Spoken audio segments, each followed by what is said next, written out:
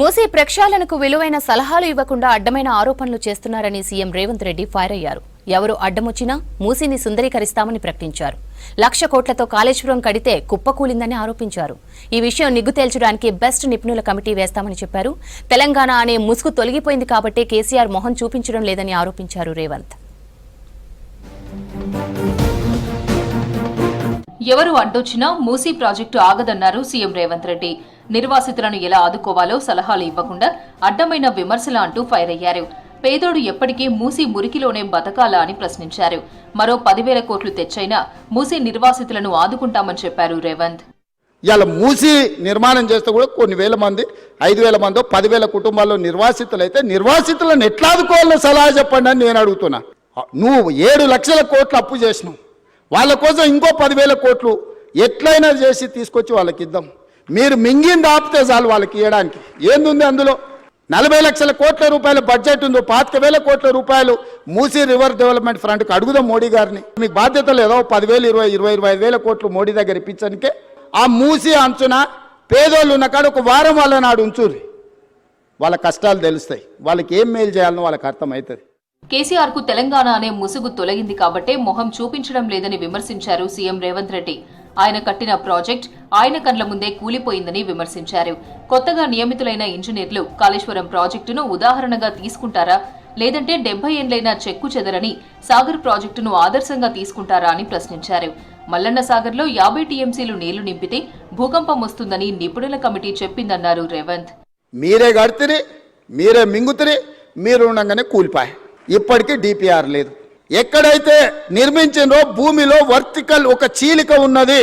50 టీఎంసీల నీళ్లు నింపిన రోజు అది కుంగిపోయి భూకంపం వచ్చి ఊర్లే తుడిచిపెట్టకపోతాయని చెప్పి వాళ్ళ సాంకేతిక నిపుణులు నివేదిక ఇచ్చారు. 100 సంవత్సరాల అనుభవం ఒక్క పక్కన ఉంటే 10 సంవత్సరాల దుర్మార్గమైన ఇంకొక అనుభవం ఇంకొక పక్కన ఉంది. నగరంలో ఉస్మాన్ సాగర్, హిమాయత్ సాగర్ లాంటి మ్యాన్ మేడ్ వండర్ ప్రాజెక్టులను మోక్షగుండం విశ్వేశ్వరయ్య నిర్మించారన్నారు సీఎం.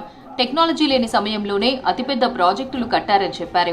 ఇది ఉద్యోగం కాదని భావోద్వేగమని చెప్పారు రేవంత్ రెడ్డి. ఇది ఉద్యోగం కాదు, ఇది భావోద్వేగం. ఈ తెలంగాణ నిర్మాణంలో మనం భాగస్వాములం అవుతున్నాం. లక్షలాది మంది హైదరాబాద్ ప్రజలకు దాహార్తిని తీర్చడానికి మోక్షగుండం విశ్వేశ్వరయ్య నిర్మించిండో వారు ఇంజనీర్ కాబట్టే, క్వాలిటీ కలిగిన ఇంజనీర్ కాబట్టే అలాంటి గొప్ప మ్యాన్ మేడ్ వండర్స్ ను అద్భుతాలను నిర్మించి మనకిచ్చాడు. అధికారం పోయిన ఫ్రస్ట్రేషన్ లో బీఆర్ఎస్ నేతలు మాట్లాడుతున్నారని అన్నారు మంత్రులు కోమటిరెడ్డి వెంకటరెడ్డి, సీతక్క. మూసీ నదిని ప్రక్షాళన చేస్తుంటే లేనిపోని ఆరోపణలు చేస్తున్నారని మండిపడ్డారు.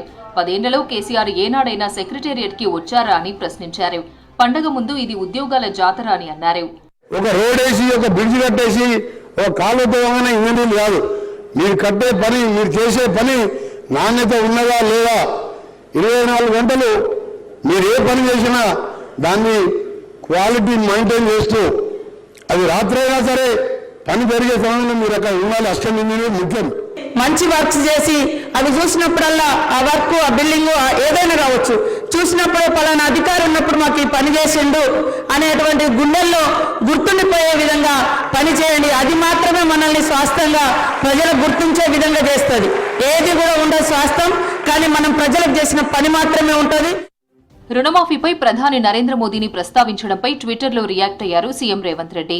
కాంగ్రెస్ గ్యారంటీ గోల్డెన్ గ్యారంటీ అని రైతులు నమ్ముతున్నారన్నారు సీఎం రేవంత్ రెడ్డి.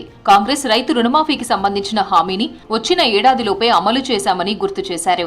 22 లక్షల మంది రైతులకు ఇది లబ్ధి చేకూరిందని చెప్పారు. తెలంగాణ ఏర్పడినప్పటి నుంచి ఇది అతిపెద్ద రుణమాఫీ అని తెలిపారు.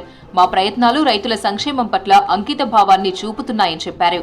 తెలంగాణ రైతుల సంక్షేమాన్ని ప్రోత్సహించే ఈ ప్రయత్నంలో మీ పూర్తి సహకారం అవసరమన్నారు రేవంత్ రెడ్డి.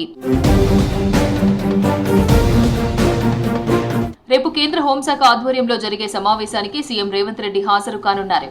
మావోయిస్టు సమస్య రూపుమాపడమే లక్ష్యంగా అమిత్ షా ఆధ్వర్యంలో 9 రాష్ట్రాల సీఎంల భేటీ జరగనుంది. సమావేశంలో సీఎస్, డీజీపీ పాల్గొననున్నారు. రాష్ట్రంలో వరద నష్టంపై మరోసారి కేంద్రానికి నివేదిక ఇవ్వనున్నారు సీఎం రేవంత్.